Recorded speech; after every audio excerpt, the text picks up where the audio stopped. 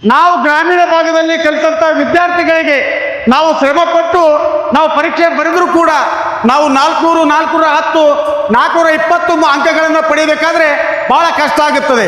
ಆದರೆ ಯಾವುದೇ ಶ್ರಮವಿಲ್ಲದೆ ನೀಟ್ ಪರೀಕ್ಷೆ ಪತ್ರಿಕೆಯನ್ನು ಲೀಕ್ ಮಾಡಿ ಅವರು 625, 630 ಅಂಕಗಳನ್ನು ಪಡೆದುಕೊಂಡು ದೇಶದಲ್ಲಿ ಅವರು ವೈದ್ಯಕೀಯ ಸೀಟ್ಗಳನ್ನು ಪಡೆಯುತ್ತಿರುವುದು ಉತ್ತರ ಭಾರತೀಯರು.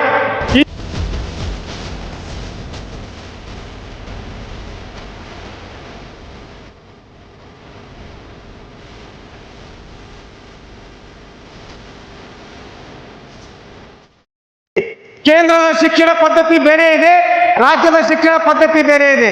ಆದರೂ ಕೂಡ ನಾವೆಲ್ಲ ಜನರು ಏನು ಮಾತಾಡ್ತೇವೆ, ಈ ಜನರಿಗೋಸ್ಕರ ಒಂದು ಉತ್ತಮವಾದಂಥ ಶಿಕ್ಷಣ ಬೇಕು, ಉತ್ತಮವಾದಂಥ ಆರೋಗ್ಯ ಬೇಕು ಅಂತ ಕೇವಲ ಭಾಷಣ ಮೂಲಕ ಮಾಡುವಂಥ ನಮ್ಮ ಕೇಂದ್ರ ಸರ್ಕಾರ ಬಡ ಜನರ ಕಲ್ಯಾಣಕ್ಕೋಸ್ಕರ ಯಾರು ಕೂಡ ಈ ನೀಟ್ ಹಗರಣದಲ್ಲಿ ಭಾಗಿಯಾಗಿದ್ದರು.